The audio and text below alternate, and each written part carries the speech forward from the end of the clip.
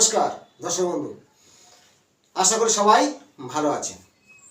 হরোস্কোপের বিচার, আজ যে বিষয়টা দেবো কুণ্ডলী বিচার। কুণ্ডলী খুলে নিজেদের জানতে পারবেন। অন্য একটা ব্যক্তির কুণ্ডলী দেখাবো, আপনার সেই কুণ্ডলীর মধ্যে থাকে অবশ্যই ঘটবে। হস্তরেখা বিচার, কুণ্ডলী বিচার, বাস্তু তন্ত্র আমাদের সামনে তুলে হচ্ছে। বাড়িতে বসে সেই তথ্যগুলো আমরা জানব। আমি একের অধিক দিতে দিতে একদিনকে বাড়িতে প্রতিকার করতে পারবেন সেই বিষয়েও জানাবো। কিন্তু প্রত্যেকের আবেদন প্রতিটা ভিডিও শেয়ার করুন, আগ্রহ হয়ে তবে নতুন তথ্য আমার সামনে তুলে ধরবো। হস্তরেখা বিচার বহুত বড় সাবজেক্ট। এই জ্যোতিষ সাবজেক্ট এমন বিভিন্ন মানুষের বিভিন্ন হাত, অবশ্যই আমার সামনে তুলে ধরবো। আজ বিষয় হলো একটা ব্যক্তির জন্মকুণ্ডলী। পুরো কুণ্ডলী বিচারের 1 ঘন্টা সময় লাগে। আমি 10 মিনিট 5 মিনিটের মধ্যে কতটুকু বলবো, কিছুটা বলবো। আপনাদের সেই কুণ্ডলীর মধ্যে সেই গ্রহ সেই জায়গা থাকলে সেই ফল দান করবে, সেই সম্পর্কে জানতে থাকুন। প্রত্যেকটা শেয়ার করুন, প্রত্যেকটা লাইক করবেন। প্রথমে একটা ব্যক্তির কুণ্ডলী লগ্ন যেখানে সেখানে ধরবো 1, চন্দ্র থেকেও বিচার করা যায়, এর আগে আমি বলেছি। মেষের ঘর 1 নম্বর, মেষের ঘর। সপ্তম ঘর তুলা রাশির ঘর। তার সপ্তম ঘরের লগ্ন বলে লেখা আছে, মানে লগ্ন তুলা লগ্ন। চন্দ্র যেখানে থাকবে, পঞ্চমে চন্দ্র আছে মানে সিংহ রাশি, তুলা লগ্ন। জাতকের বয়স বর্তমান 57, বর্তমান বয়স।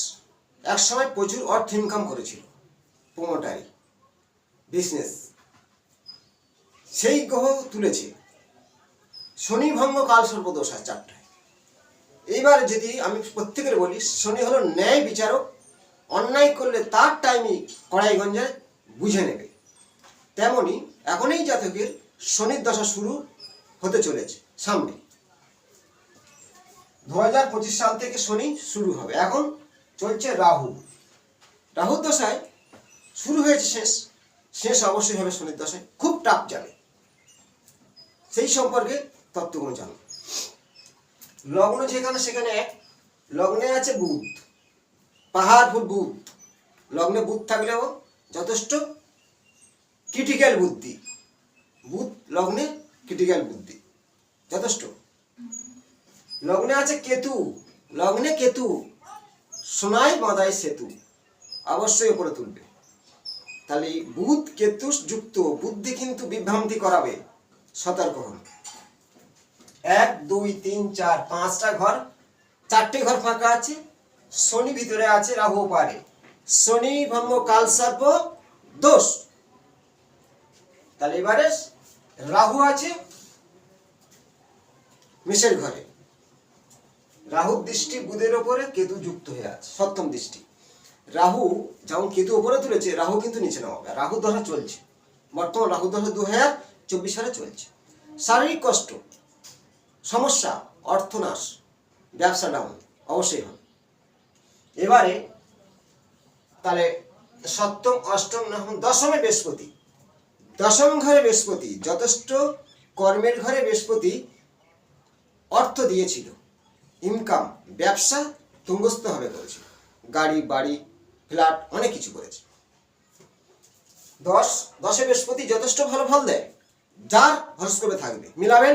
10 নম্বরে বৃহস্পতি আছে, অর্থ আসবে, কিন্তু ধরে রাখাটাই সমস্যা। একাদশ ঘর, 10 লগ্ন থেকে একাদশ ঘরে রবি, মঙ্গল ও চন্দ্র। একাদশ ঘর আয়ের ঘরে মঙ্গল চন্দ্র, চন্দ্র মঙ্গল যোগ, এটাও একটা মাঙ্গলিক হয়। চন্দ্র মঙ্গল আছে এবং এই জাতকে ধরো একের অধিক বিয়ে হতে পারে, এটা একটা সমস্যা নয়, সমস্যা আর্থিক। তাহলে একাদশ ঘরে চন্দ্রমঙ্গল প্রমোটারি সাবজেক্টে অর্থ দিয়েছে। 10 নম্বর বৃহস্পতি, আগে মঙ্গল পিছনে বৃহস্পতি, সাপোর্ট পেয়েছে।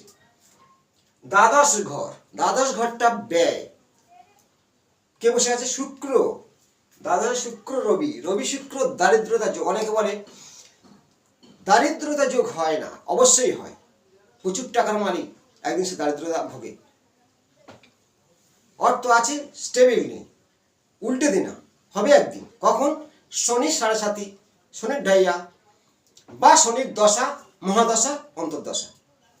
তাহলে মহাদশা এখন শনি আসতেছে 25 সালে, কিন্তু এখন বর্তমান 24-এ রাহুর দশা চলছে, খারাপ সময় এসে গেছে। এবারে এই যে রবি শুক্র দ্বাদশ ঘরে দারিদ্রতা সৃষ্টি হলো, শারীরিক কোনো অপশন চাল, লোহার পজিশনে অপশন মানে এখান থেকে বললে 1 2 3 4 5 6, 6 নম্বর ষষ্ঠ ঘরে শনি বসে আছে। ষষ্ঠ ঘরে শনি শারীরিক অপশন, লোহার পজিশনে কোনো চালাতে পারে, চালিয়েছে। শত্রু বৃদ্ধি, গোপন শত্রু সবসময় পিছনে থাকবে।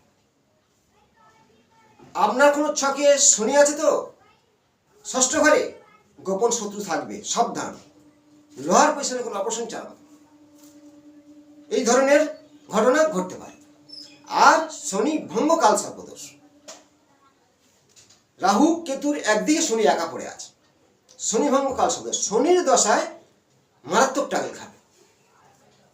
কর্মের ঘরে বৃহস্পতি কর্ম করেছে, একাদশে শুভ গ্রহ যথেষ্ট আয় করেছে, মঙ্গল ভূমিপুত্র, জমি কেনা, একাদশ ঘর আয়, কি ব্যবসা?